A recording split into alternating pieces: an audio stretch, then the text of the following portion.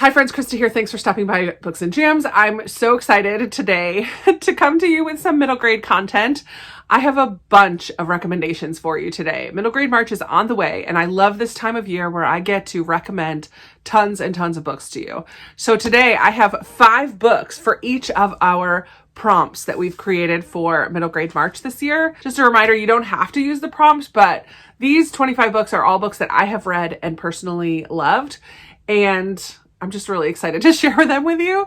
So we're just going to jump right in. I'm probably not going to talk too much about any of these because I do have a ton to share with you. But the first prompt that we have is a one-word title. So last year I read Otter by Katherine Applegate. She is one of my favorite middle grade authors. This is an adorable story of a little otter, and it's written in verse. It's a very quick read. It brought a tear to my eye, and it's just delightful. Another sweet story that I feel like kind of has flown under the radar is Mandy by Julie Andrews Edwards of Sound of Music and so many other movies and musicals. She's fantastic, and she wrote this delightful novel of a young orphan girl named Mandy who's living in this orphanage and sneaks over the wall one day and discovers this abandoned cottage, and she decides she's gonna kind of make it into her home. I feel like this is a beautiful springtime read. Yeah, it's just very sweet and heartwarming as well. The next 2 I realize are by the same author. I didn't even realize that when I first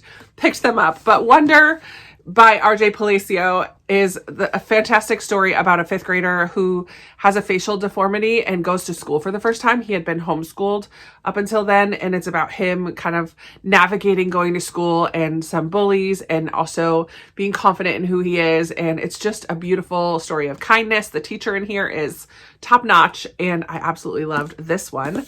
And then one of our group reads from middle grade March a couple years ago was Pony, also by R.J. Palacio. This one's a little bit different. It's about a little bit historical, a little bit kind of supernatural, if you will, and about a young boy in a search for his father and this mysterious horse that helps him on that journey. And my 5th one is one that is no stranger to my recommendations list, but it's Refugee by Alan Gratz. I tried to pick books that I hadn't talked about already in our original video telling about the prompts, but I just love this book, and it fits other prompts this year as well. But Refugee tells the story of 3 different refugees, one from Syria, one from Germany, and one from Cuba. So 3 different timelines, but kind of about that experience of being a refugee and what's similar about it and how were they different. Such a fantastic read. So good. So these are my 5 one-word title recommendations. Have you read any of these? Do you love them? What do you think about them? Let's talk about that down in the comments. Next up, I have 5 debut books. And for this, after I chose all my other 20 books, I kind of looked at what was still left on my shelf, books that I had loved, and I just honestly went onto Google and I was like, what was this author's debut novel? And I found 5 that I have that I didn't necessarily even remember that they were debuts. But the first of these is a little different from others on this list. It's a fairy tale retelling called Rump, which would also fit a one-word title.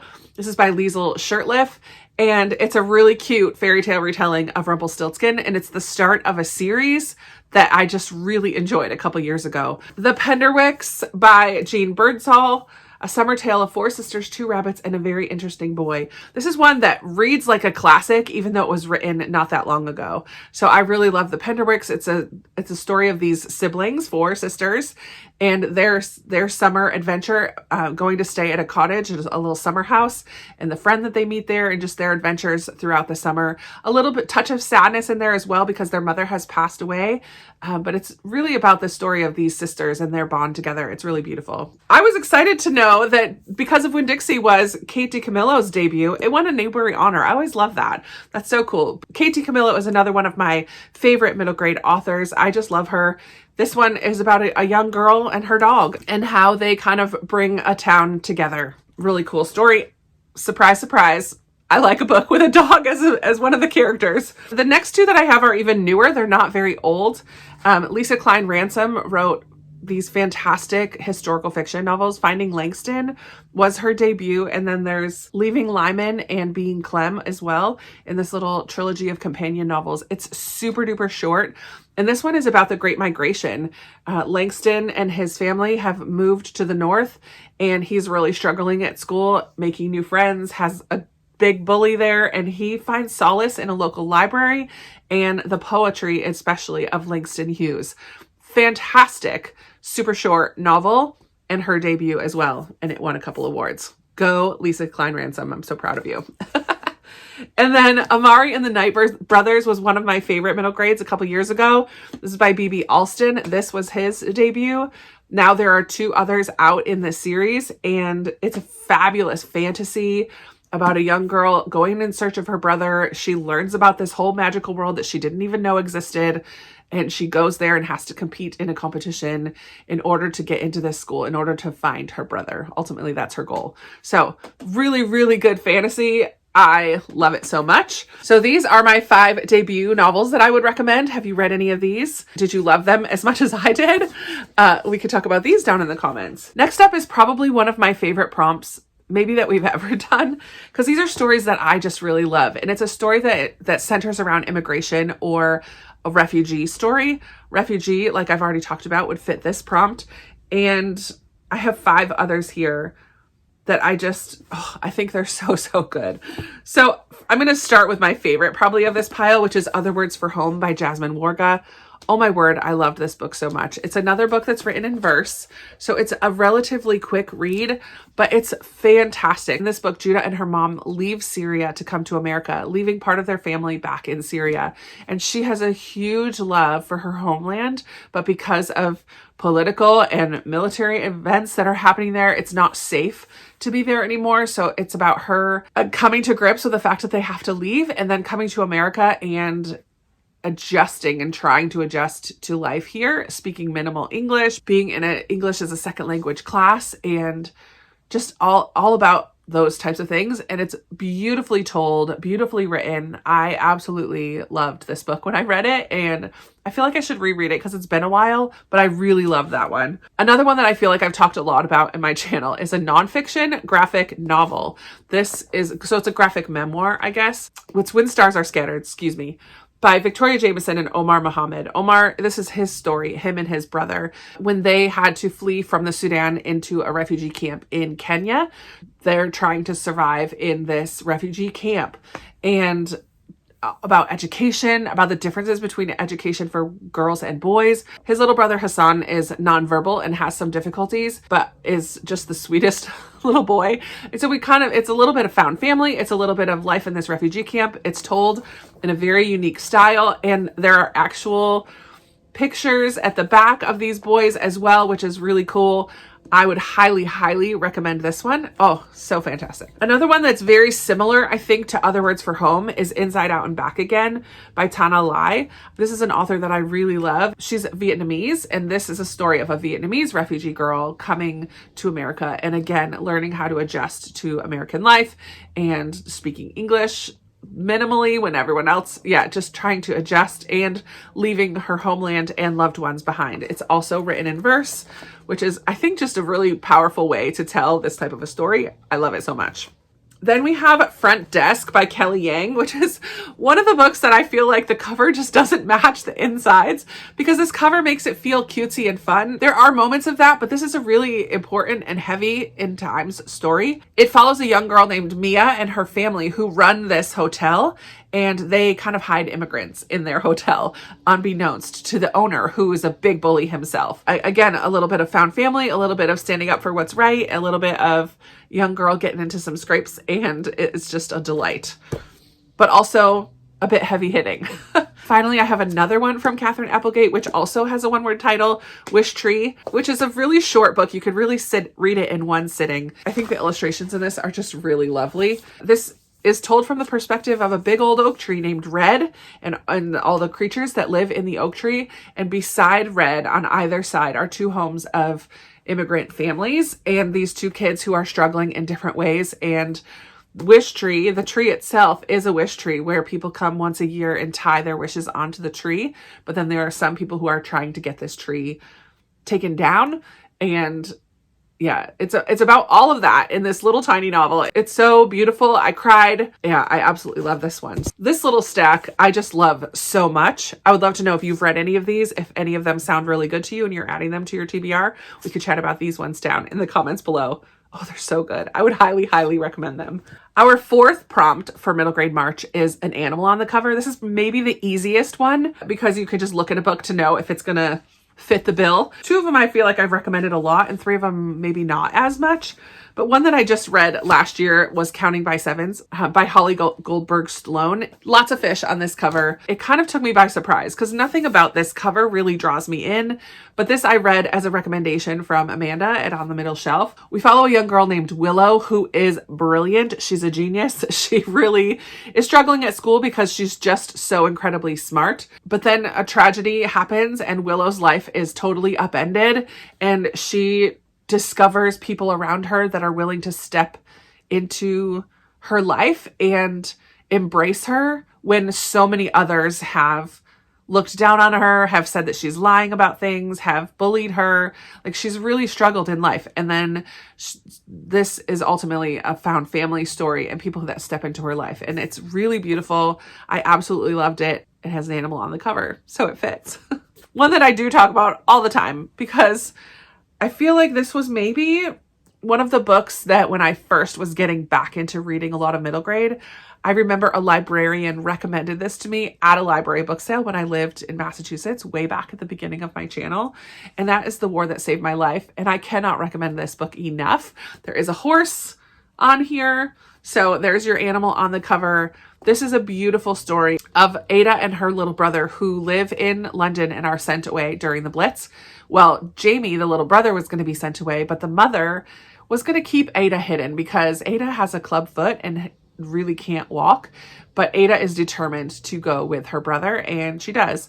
But the whole story of how that happens and all of that, it's just a heartbreaking but also beautiful story. They get sent out to the countryside and live with this woman who was not really prepared or expecting to be a billet family, and the connection that they build. It's just top-notch historical fiction. I absolutely, absolutely love this book. One that I read a couple years ago during Middle Grade March is Echo Mountain by Lauren Wolk. And I really did enjoy this one about a family who lives up on a mountain and how they survive. And then a tragedy happens to them as well. And the young girl, the main character, tries to go further up the mountain to find an old hag kind of witch type character who she is determined to get answers from about dealing with her grief about this loss and about her situation. Fantastic story. I love Lauren Wolk's writing and definitely plan on reading more from her. A book that is just really fun story to listen to and to read is The Extremely Inconvenient Adventures of Bronte Meadowstone by Jacqueline Moriarty. We follow Bronte Meadowstone, who is sent on an adventure by her parents, who are seafaring parents, and I think their ship goes down and everybody thinks that her parents have passed away, but she doesn't believe it. So she goes on this journey to visit all of her aunts in different places around this world, which it has a delightful little map. And she just gets into all kinds of adventures, meets all kinds of creatures, makes some friends along the way. It's a spectacular little read. And it's the start of a series, which I have not continued yet, but definitely would be very interested in continuing. Such a fun read. And this does have animals on the cover. There are a couple dragons up here. Creatures count. I think there's another sea creature down here. So yeah, creatures can count just as much as animals. So go for that. And then the fifth one in this category of animal on the cover is Until Tomorrow, Mr. Marsworth by Sheila O'Connor. This is another one that Amanda put on my radar, and I'm so thankful she did because I absolutely love this one too.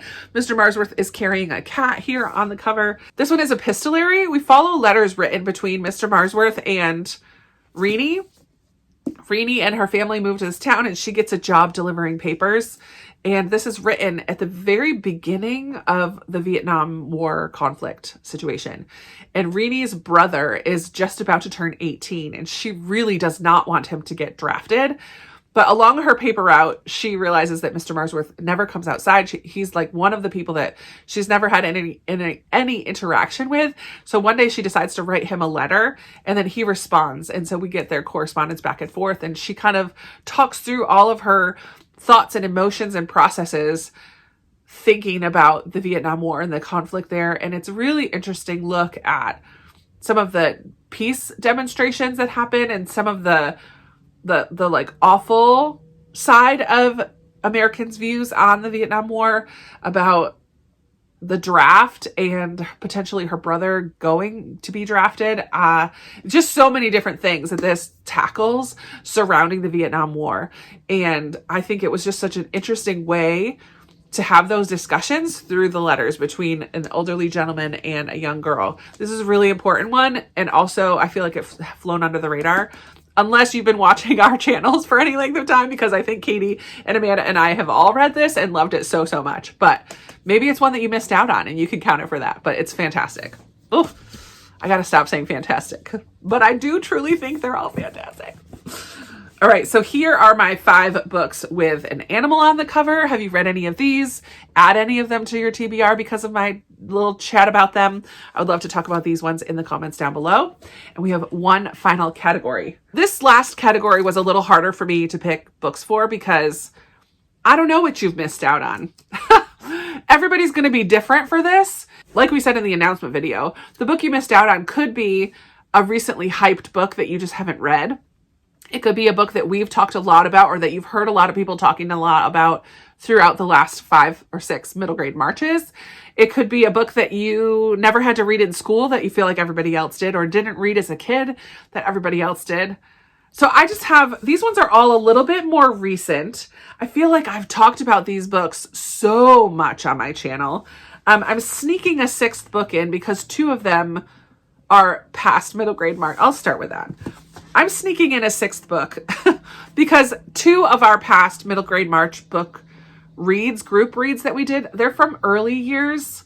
And I still think that they were among the best of the books that we've read together for middle grade March. Our very first middle grade March, we read The Girl Who Drank the Moon by Kelly Barnhill. This did win a Newbery Award. It's a fantastical book about a world where a town where every year a child is sacrificed to the witch who lives in the woods. And then we find out who the witch in the woods is and what she's like and what does she do with these babies. It turns out she is not horrible. And she doesn't know why the people in town are leaving these babies, and she takes them to another town to be adopted. But on the way of taking the most recent baby to the other town, she inadvertently feeds the baby moonlight instead of starlight, and it gives the baby magic. So then she decides to keep the baby for a while, and we get to meet a tiny dragon who thinks that he's huge. We get to meet a swamp monster, and it's a fantastical read, but also very beautifully written. It's a heavier hitting book, and I know it doesn't sit well with everybody, but I absolutely loved this one. And then the other middle grade March read that was just such a huge hit was Sweep, The Story of a Girl and Her Monster by Jonathan Auxier. This one is a little bit of a historical fantasy, kind of. We follow a young girl named Nan Sparrow, who is a chimney sweep. She is raised by a chimney sweep. She's an orphan, I believe, raised by a chimney sweep, and along the way collects a piece of coal that turns into a golem, which is a part of Jewish folklore. And so her and this golem go through life together. We learn a lot about chimney sweeps, about child labor in Victorian London, I want to say. There's so much packed into this novel as well. But at the core of it, we have this delightful little girl, Nan Sparrow, and her golem, who is also wonderful. Yeah, such a good one. So if you've missed out on those 2 middle grade March past group reads, I would highly recommend them. I also have 2 books here that were Newbery winners that I have, I'm trying to read through all the Newberries, and these ones are not super recent, but I love them. And one of them is the one and only Ivan by Catherine Applegate. She's 3rd time's a charm. She's on the list again for the 3rd time. I really love this story, and it's based on a true story of a gorilla who was kept in this mall, and it's from the gorilla's perspective. It's told in free verse. And again, there are really, really great illustrations in here. And now there's 2 more sequels to this. The one and only Bob, who's a little dog that Ivan befriends in this story, or the dog kind of forces his way into Ivan's friendship. And then the one and only Ruby, who's a small elephant that we also meet in this story. And then I believe there's going to be one final one that's just going to be beautiful. I can't wait. But yeah, I really loved this Newbery winner. And another one that's more recent, if you missed out on this, you should definitely read it. This is a sci-fi book, The Last Cuentista by Donna Barba Higuera. And this one a couple years ago, 2 or 3 years ago, about this young girl who lives on Earth, but Earth is going to be destroyed shortly, and so they are sending people and these spaceships to another planet to survive. And the trip takes 300 years, so they kind of freeze somehow these people. But while they're being frozen, they implant knowledge and things into their brains so that when they arrive, they can survive. In the process, this is all about the power of story. Our main character, Petra, doesn't necessarily want to have the job that she's been assigned when she arrives there. She really wants to be more like her abuela, her grandmother, who loved telling stories. And turns out things don't go as planned while on the ship, and she retains memories that she's not supposed to still have. So very interesting, very, very well told story that if you missed out on this, you should definitely pick it up. Then I have 2 books that I have loved. I've loved all these books, but that if you haven't, and I feel like they were widely talked about, and Echo is one of them. This is a chunker, but it does go by quickly. This one is a little bit of fantastical element to it. In the beginning, we start with these kind of fairies who in magic a harmonica, and then that harmonica shows up in the 3 different stories. One about a Jewish boy in Germany, one about 2 brothers in Pennsylvania who are about to go into foster care, I believe, and then one about a young girl in California whose friend and neighbor was just sent to a Japanese internment camp, and she's kind of processing and thinking through that. And this harmonica and music itself plays a role all the way through that. It's the thread that weaves these 3 stories together. And the audiobook of this is definitely the way to go. It's also a 1-word title, so you could double up on prompts if you wanted to. But if you missed that, please read it. And finally, I have A Monster Calls. This is by Patrick Ness, inspired by an idea from Siobhan Dowd. And then this one has illustrations from Jim Kay, which are just dark charcoal drawing type illustrations, but it definitely fits kind of the mood of this story. Beware if you are grieving at all. This one might break your heart as it did for me. I think I sobbed for quite a while after finishing this book, and I have not reread it since. It's not one that I would pick up right now in the place that I'm at right now. But this one is about a young boy whose mother is very sick. And one night he dreams or has this conversation with a yew tree from outside, and the tree tells the boy stories over the course of 3 different nights that help the boy to kind of process everything that's going on with his mother. And it's heartbreaking. It deals with all different kinds of characteristics of grief, like anger and denial and finally acceptance, but it just deals with all kinds of things. And in particular about a child's grief, this just wrecked me. But I do think it's such a good story too, and is so interesting in the way that it's told. So if you haven't read it, it's definitely one that you missed out on, and I would recommend, but carefully, right? Because of how emotional it made me and everyone else that I've heard that's read it. So these are the 6, sneaking a little extra in there, but these are the 6 books that if you haven't read, I really think that you should, that you would enjoy. I feel like altogether in this video, I had a lot of different types of books: contemporary, historical, fantasy, fun, laugh out loud kind of books, more heavy hitters, something for everyone. Classic feel. I didn't include any actual classics, but I would love to hear if any of these books struck your fancy, if you're adding any to your TBR for March, if you've also read them and loved them. Let's chat about that as well. And I really hope that you enjoy making plans and picking out books for middle grade March, and that you join in the fun next month. That's all for me today. I really look forward to chatting with you in the comments, and thank you so much for watching and spending some time with me, and I'll talk to you in another video very soon. Bye.